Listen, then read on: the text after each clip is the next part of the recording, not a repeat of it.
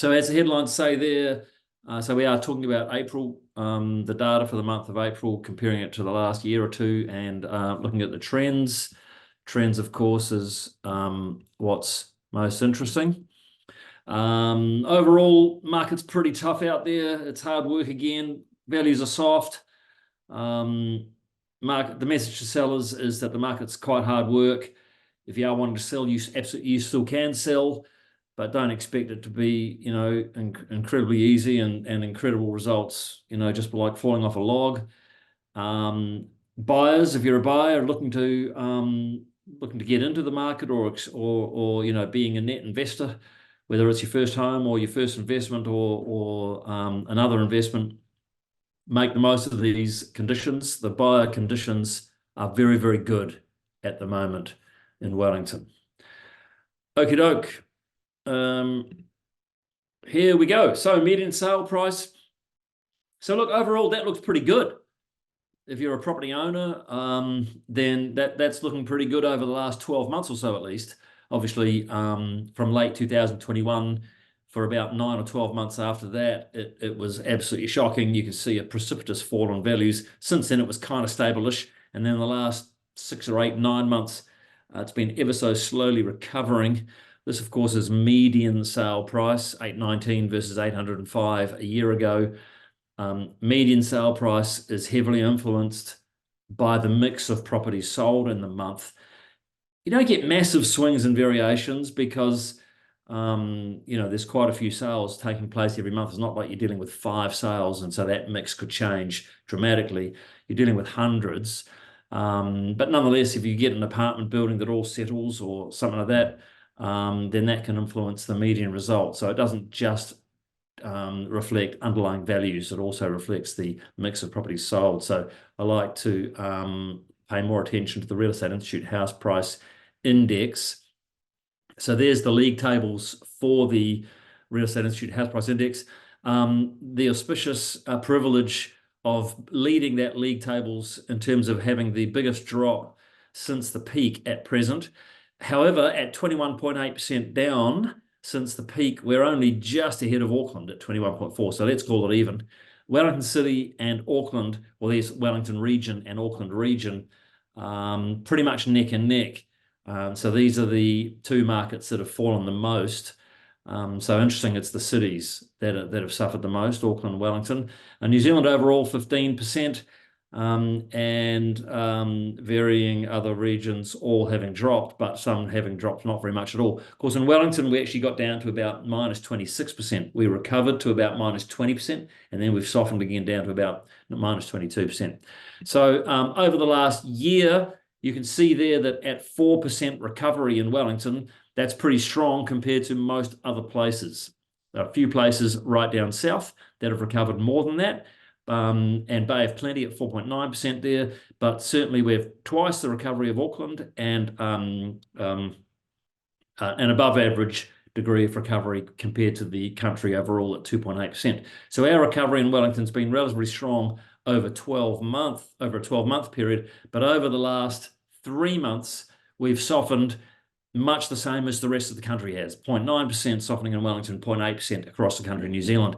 Auckland suffered quite badly at 2.2% down. Interestingly, if you drill into Wellington, you look at the 4 territorial authorities, which we'll do in a sec, Wellington City has fared the worst over the last few months. So there's Wellington overall with the graph there. So you can see the shape of the graph. The blue line is the 1 month results, and the orange line is the cumulative 3-month results. So, mid to late last year, Wellington was performing very well. We were doing sort of 3-4% improvements over a 3-month period. Then earlier this year, it sort of tailed off. And over the last couple of months, we've actually seen value degradations, value erosion over a 3-month period. As you can see, the orange line going below the x-axis there. So 4% recovery over the last 12 months, down by 0.9% over the last 3 months, 0.6 of that being over the last 1 month. And if you look there over the last 12 months across those 4 territorial authorities, Wellington City, Lower Hutt, Upper Hutt, and Porirua. So Wellington City has fared the worst there, or grown the least. Porirua Upper Hutt at 7.2%. It's quite a strong recovery over the last year. Lower Hutt 4.1%. And over the last 3 months, as I indicated before, Wellington City has softened more than anything else. And the other areas, not so much. Porirua actually grown over the last 3 months.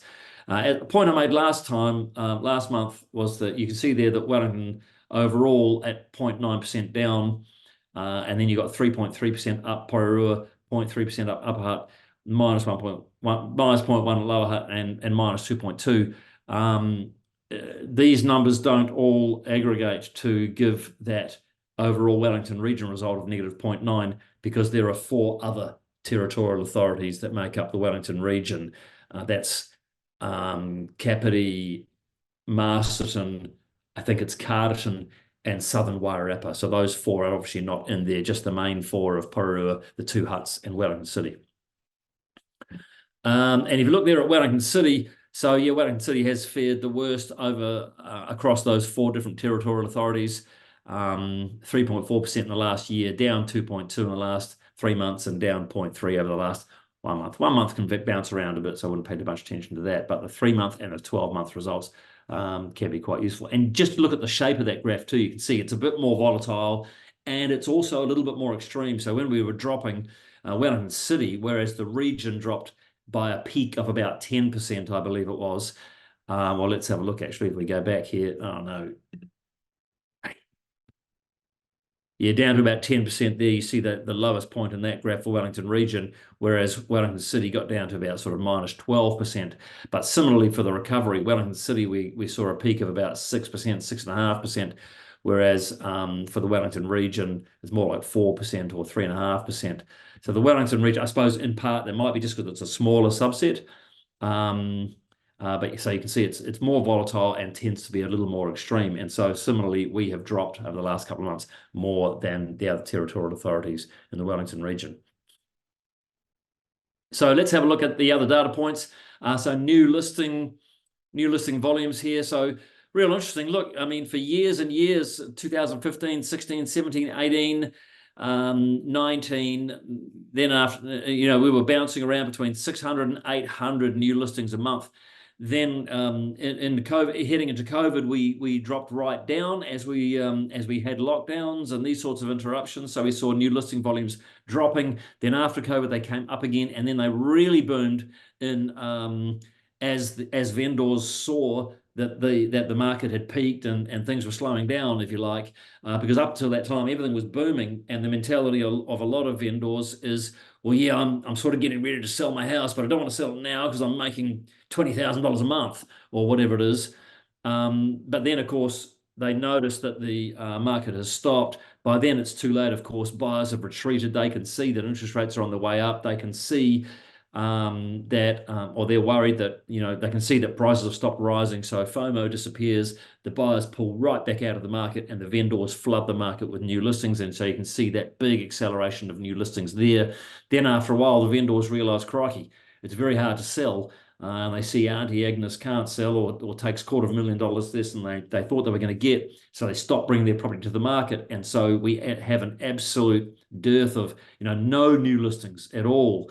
So property vendors went on strike, and unemployment was still low, so no one was being forced to sell their property from being under financial stress. Well, not, of course, nobody, but overall, very few people. And so we saw a huge drop-off in numbers of listings. Then in 2023, the market improved, property started selling again, prices started firming a little bit. So you see, okay, well, it's lower risk bringing my property to the market. I'll get a reasonable price. But it really started kicking off as we passed the election in October. So we saw this big increase in the number of new listings coming on. Unfortunately for those vendors, when you bring a ton of properties onto the market, it makes it much harder to compete for the limited pool of buyers that are out there. And especially if you combine it with some buyer concern over, fresh concern over the public sector job market in particular, then that intersection really results in it becoming harder to sell again. And so you can see there, 779 listings brought to the market versus 461 in April 2023. So that's a massive increase of 69%, and a more modest increase of 9% compared to 2 years ago. But you can see the general shape of things there. There's the obvious trend. It has absolutely gone steeply upwards in the same way that it came steeply downwards as we were after the big peak as we came into 2022 and people saw the market was really tough. So yeah, big increases in the number of new listings recently.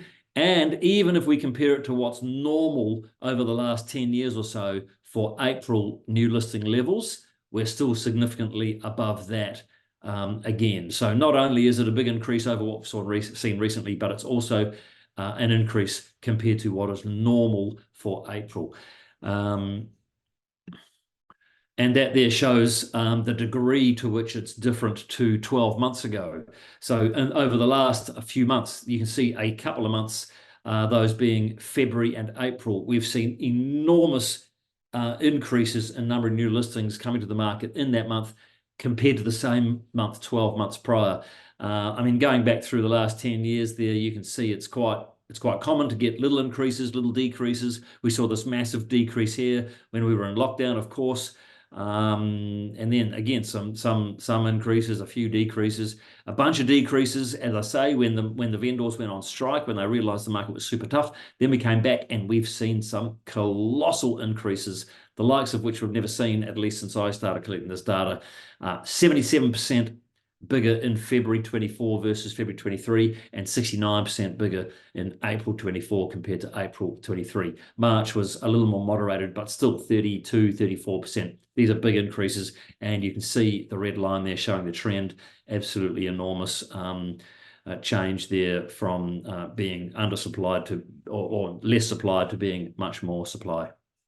So overall, a lot of property coming to the market over the last 6 months, a lot of property.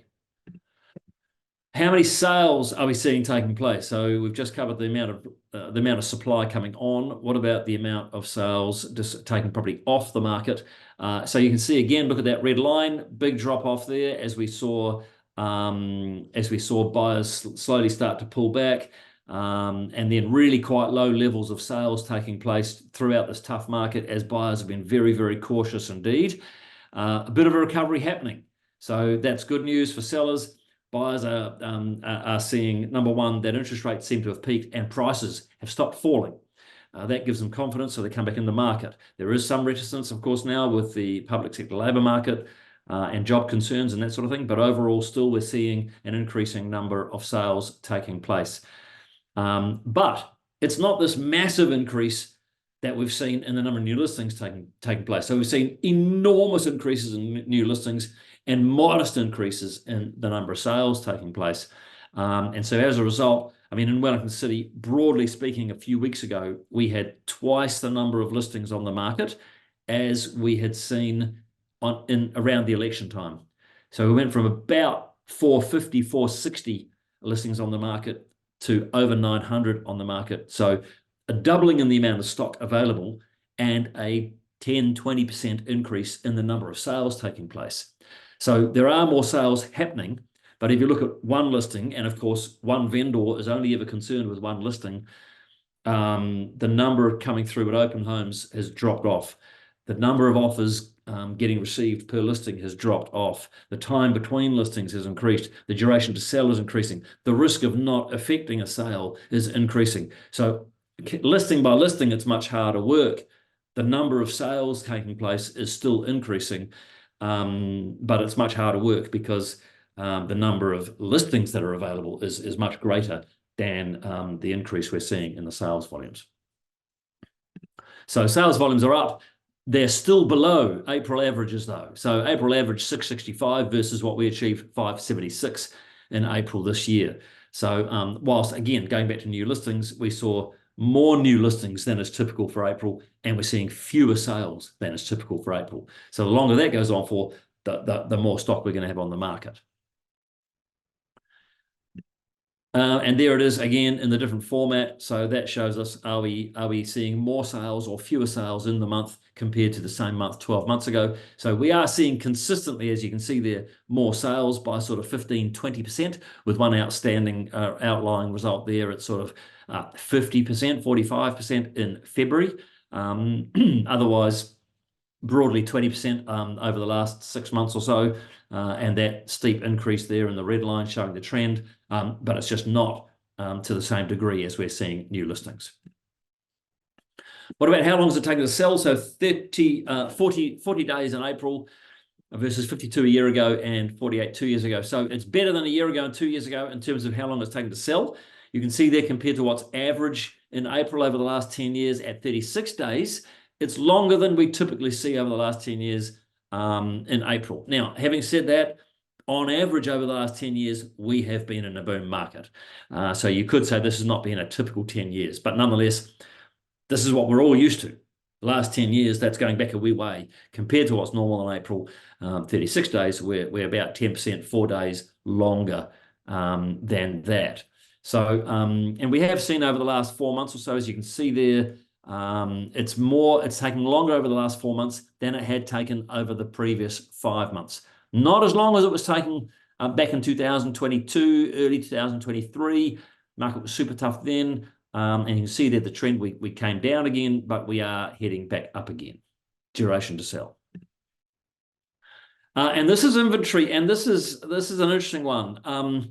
So the long-term average is 15 weeks, and for quite some time now, we've been below that long-term average. For the last 3 months, this month, in April included, we have seen 13 weeks worth of supply. So 13 weeks worth of supply versus a long-term average of 15 weeks. Technically, that's undersupplied. Technically, that means a seller's market.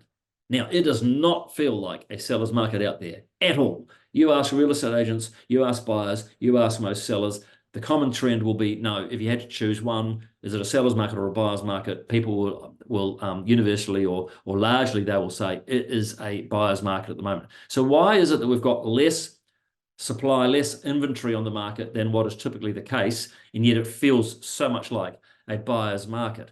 And so what I did is I said, because your long-term average, that's going back, I'm not sure how many years, but it must be 20, 25 years or something. But in the last 10 years, the long-term average is just under 10 weeks. So 10 weeks, as you can see there, we spent a lot of time under 10 weeks during all the boom times, because of course, largely, as I said before, over the last 10 years, we have been in boom times. But recently, we've been well over 10 weeks. And so even though at 13 weeks, it's less than the really long-term average of 15, it's considerably more than the more recent average over the last 10 years of 9.8. And so perhaps that's one reason why it still very much feels like a buyer's market, a tough market, because we're not comparing it to 15 years ago. No one can remember that. That's way too long ago. Our memories are too short for that. We're comparing it to what we understand more recently. And if we think about the last 10 years, it certainly is more inventory on the market than what is typical over the last 10 years. So that might help to explain why it feels like such a tough market, even though it's less than the long-term average. Number of TradeMe listings. So you can see there we've had a big increase, as I've sort of been alluding to. All of these indices really, except for the previous one we just looked at, are all pointing to the market being tougher for sellers, better conditions for buyers. That's certainly what it feels like.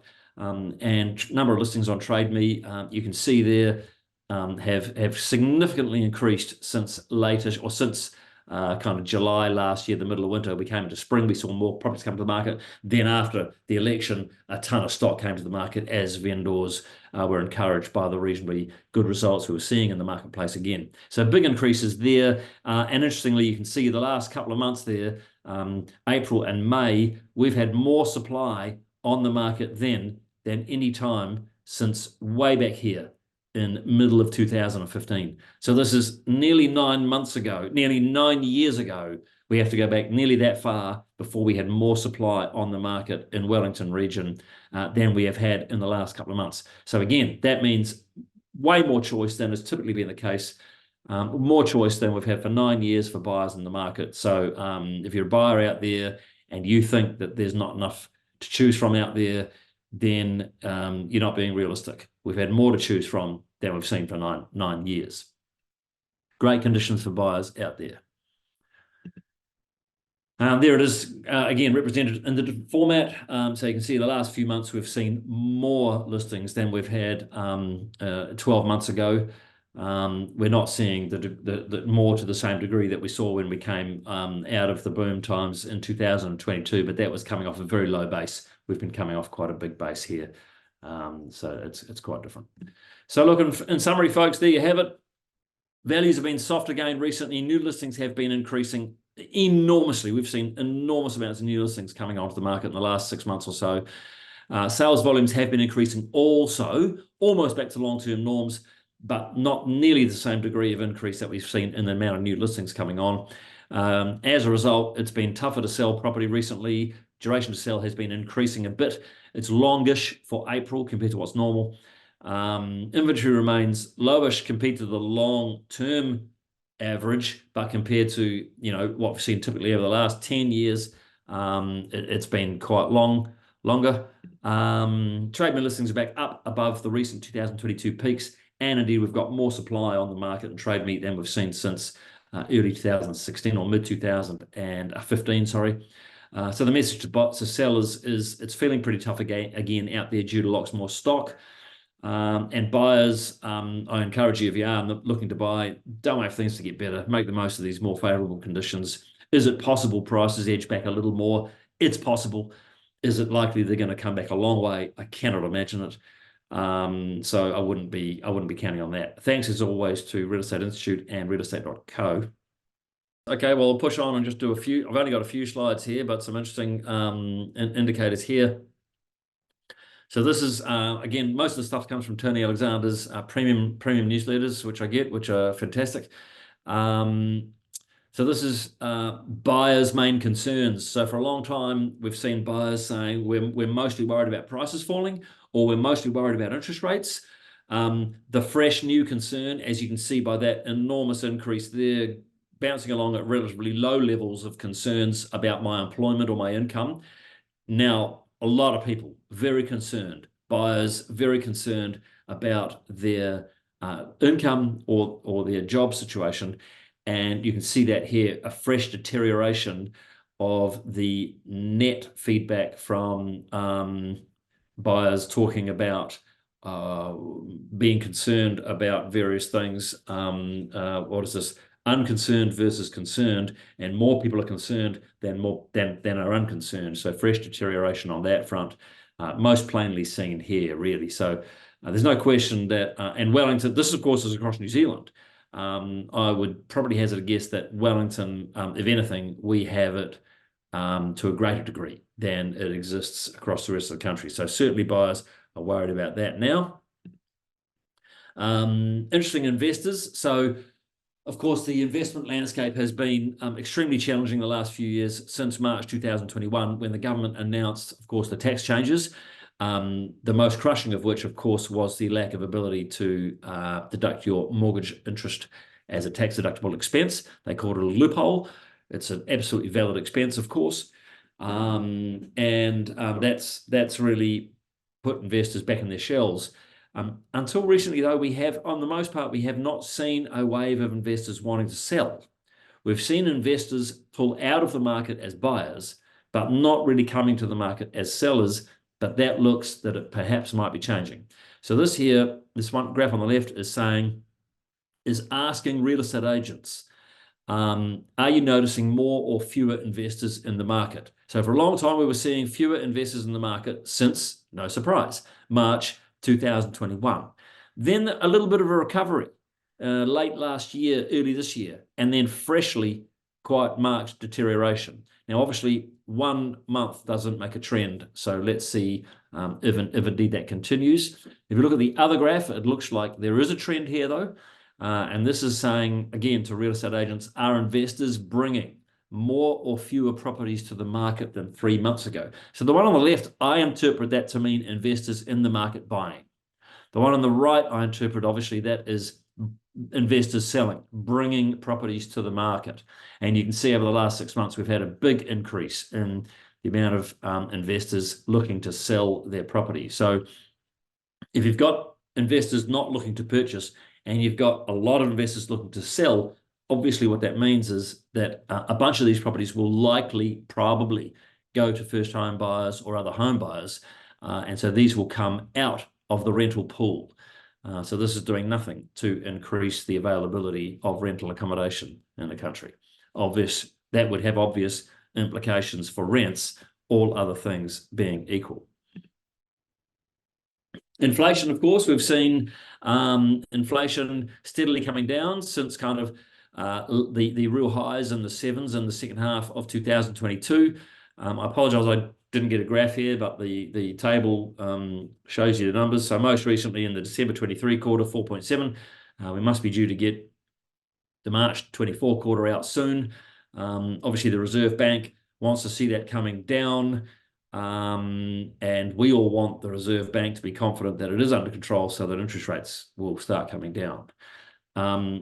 This one on the right here is indicative of prices, businesses' intentions to raise prices in the coming year. So there have been, for a long time, businesses have been resilient to want to raise prices, even though inflation has been, kind of hurting people. Businesses still had the ability to raise prices. Well, that seems to have evaporated now. Businesses are no longer planning to raise prices. Is that because they wouldn't like to raise prices? Of course not. They are worried that they cannot raise prices. Their customers will not bear the higher prices. And so they axe those plans and they try and swallow their margins getting crushed as best they can to survive. So this is looking like inflation is continuing to get more and more under control. And that there is clearly a change in business sentiment. So that will be encouraging to the Reserve Banks to see that businesses are suggesting that they are not planning to raise prices to the same degree that they were before. Now, intentions and reality can be different things, but nonetheless, that's still an encouraging sign. And what about the labour market? So the graph on the left there, unemployment rate. So we have seen quite marked increases in unemployment, but gee, if you look at the gross quantum, we're still at like 4.3% or whatever it is. And 4.3% is still low compared to most of the time that we've seen. So even though unemployment's on the way up, it's still at very low levels. Now, it doesn't feel that way, I'm sure, to a bunch of people who have lost their jobs, of course. And in particular, I'm sure that for the young people like university graduates coming out, it's probably quite tough because the tightening of the reduction in job availability and the increasing number of applicants at jobs and that sort of thing, it tends to hit the young people hardest because they're the ones that are offering the least value, least experience, and so on. But nonetheless, we're still at pretty low levels. I mean, gee, look at where we got to way back in the 90s at 11% or so. Even after the GFC, up to sort of 6.5%, we're miles away from that still. But relatively speaking, still quite an increase. And this is also very encouraging from a perspective of good news for the Reserve Bank and encouraging signs that the Reserve Bank's crushing of the economy with the interest rates is working, which of course will lay the foundation for their ability to relax the interest rates again. So the lowest wages growth that we have seen for 5 years. So again, that's not great news for wage earners, but it's great news for the economy in that it means that it's working, things are slowing down, inflation should get under control. That will encourage the Reserve Bank that they can start relaxing monetary policy again and bring those interest rates back down again. And that's an interesting quote there from Tony Alexander from the latest newsletter. The ability to tell a current boss or a potential new boss how many days you plan to work from home is eroding. The new boss might go, no, pal, 5 days a week in the office, get your button here, and if you don't like that, catch you later, someone else is behind you now, whereas previously they weren't. So it'll be interesting to see sort of how much how much change we see in the working from home side of things. And that's the latest building consent numbers. So building consents continue to fall. Certainly Tony Alexander is predicting that we're not going to probably get down below 30,000. So for a long time, we were well short of that. That's probably a good thing because it means that houses are still getting built at a greater rate than we saw during the GFC. But still, it's a reduction from the highs that we saw more recently. So that's all I got for you tonight, folks.